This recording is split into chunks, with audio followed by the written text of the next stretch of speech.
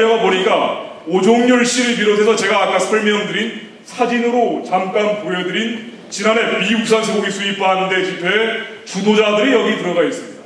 그리고 집회를 한 다음에는 반드시 폭동이 나옵니다. 그리고는 경찰의 폭력을 규탄합니다. 제가 이걸 보여드리는 이유는 이렇습니다. 대한민국의 불법 폭력 무질서가 어떻게 전개되고 있느냐. 지난해 미국산 쇠고기 수입 반대 촛불 집회는 물론 그 이전 10년 동안 동일한 플롯으로 구성이 되어 왔는데 폭동을 먼저 일으킵니다. 이것이 폭동을 사용하는 이유입니다. 그런 다음에는 경찰이 진압을 유도합니다. 그런 다음에는 경찰의 소위 강경 진압을 비난합니다. 근데 이걸 왜 하느냐? 목적은 공권력을 무력화시키는 데 있습니다. 이걸 10년 동안 해왔고 작년에도 하고 올해도 하고 있다는데 문제가 있습니다. 2005년 11월에 부시 대통령이 한국에 온다고 하니까 이걸 반대하는 집회를 했습니다. 또 누군가 애들이 아까 제가 설명드린 오종열이라는 사람이 대표였습니다. 그리고 폭동이 나오고요. 2006년 4월에 평택에 미군 기지가 집결을 한다고 하니까 미군 철수하라고 하면서 평택 범대위가 폭동을 일으켰는데 또 이 사람이 주도를 합니다. 그런 다음에는 폭동이 일어나고요. 그런 다음에는 살인폭력 진압 현장 책임자 처벌을 들고 나옵니다. 플롯은 똑같습니다. 폭동, 경찰 진압 유도, 강경 진압 비난, 목적은 공권력을 무력화시키는 데 있습니다.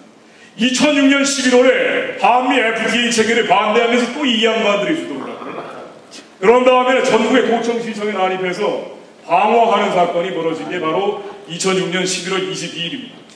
지난해 미국산 쇠고기 수입 반대 촛불 집회도 10년 동안 해왔던 플롯과 똑같은 형태로 전개가 되는데 지난해 미국산 쇠고기 수입 반대 촛불 집회를 하면서 6월 한 주 동안 잠깐 주도했던 사람들이 사라진 적이 있습니다. 어디 갔나 하고 봤더니 바로 금강산에 가 있습니다. 금강산에 가서 노동당 간부들과 함께 통일에 대한 합의를 하고 돌아오는데 평양에 가서는 이 김일성 동상 밑에서 행복한 미소를 지고 있어요. 이러한 선동 아래 벌어졌던 촛불 집회가 어떤 모습이었는가. 지난해 미국산 쇠고기 수입 반대 촛불 집회가 벌어졌던 일상적인 모습입니다. 경찰들이 가운데에서 이 토끼몰이 당하고 있는 장면인데요. 이 토끼몰이라고 해서 경찰들이 가운데 묶어놓은 다음에 밧줄로 묶고 파이프로 때리고 있는 모습입니다. 이런 폭동이 일회적 일시적으로 벌어진 게 아니라 날이면 날마다 밤이면 밤마다 100일 넘게 계속됐다는데 심각합니다. 경찰의 공권력이 거의 무력화 단계로 가버렸고 이러한 촛불 집회 전국적으로 2398회가 있었는데 국가적인 손실은 3조 원이 넘었고요. 그러나 결정적으로 문제가 된 건 뭐냐? 이러한 밤이면 밤마다 낮이면 낮마다 벌어졌던 불법 시위 폭력 집회를 통해서 100일 넘게 진행된 미국산 쇠고기 수입 반대 촛불 집회로 300명 이상의 경찰들이 입원을 하고 500명 이상의 경찰들이 부상을 했습니다. 177대의 경찰 버스가 파괴되고 그리고 불에 타버렸습니다. 문제는 대한민국에서 이런 불법 폭력 무질서가 만연하고 지난해 100일 넘게 대한민국의 심장부 수도 서울이 이 무정부 상태로 변해버렸습니다. 이런 일이 벌어지고 있는데 이거를 주도하고 있는 촛불 난동 세력에 대해서 법원, 대한민국의 사법부가 어떤 태도를 보이고 있느냐? 눈치를 보고 있습니다. 행정부가 무기력하게 대응하고 있는 건 말할 아이도 없고 사법부마저도 눈치를 보고 있는데 예를 들면 이렇습니다. 지난해 미국산 쇠고기 수입 반대 촛불 집회 때 촛불 난동 과정에서 주도했던 사람들에 대한 영장 발부율, 경찰을 때린 사람에 대해서 영장 발부하는 비율이 일반 영장 발부율에 비해서 3분의 1밖에 안 됩니다. 판사들이 웬만하면 촛불 난동 세력들에 대해서 영장 발부를 안 해주려고 한다는 얘기인데 이게 복잡한 통계가 나와 있습니다만은 예를 들면 이렇습니다. 어느 정도로 봐주고 있느냐 대한민국의 법원들이 지난해 촛불 집회 때 밧줄, 망치, 칼을 들고 다니면서 경찰 버스를 부순 사람 이 사람에 대해서도 집행유예 그리고 석방을 해줬어요. 선진국 같은 데는 이런 케이스는 가중처벌을 하고 경찰을 망치를 들고 때렸다 그러면은 심각한 처벌 사유에 해당하겠지만은 대한민국 법원에서는 그렇지 않습니다. 올해 들어서도 촛불 난동이 계속되고 있습니다.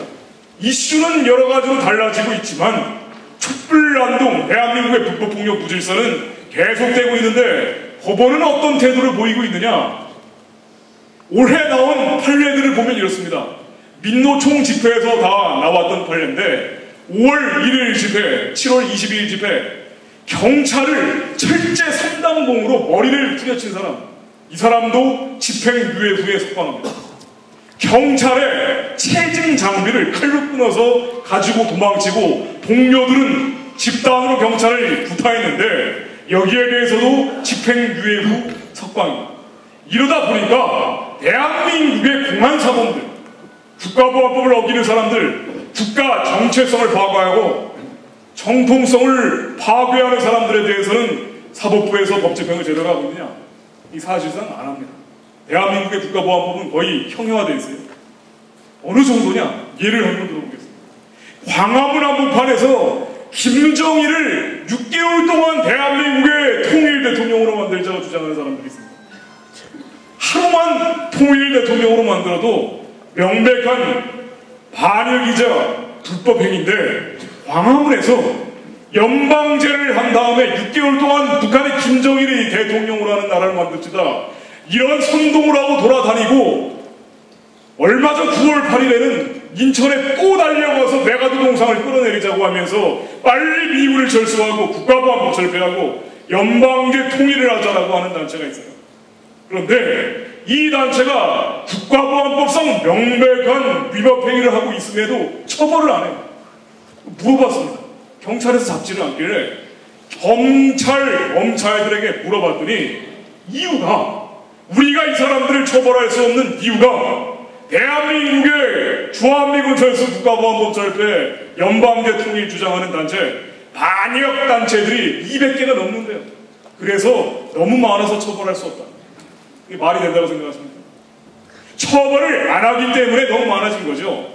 너무 많아서 처벌할 수 없다면 강간범이 200명이 넘기 때문에 처벌할 수 없다. 절도범이 200명이 넘기 때문에 처벌할 수 없다. 이거 다 말이 돼야 되지 않습니까? 대한민국의 공안 질서는 이 정도로 남북 화해 협력이라는 미명으로 무력화되고 있습니다.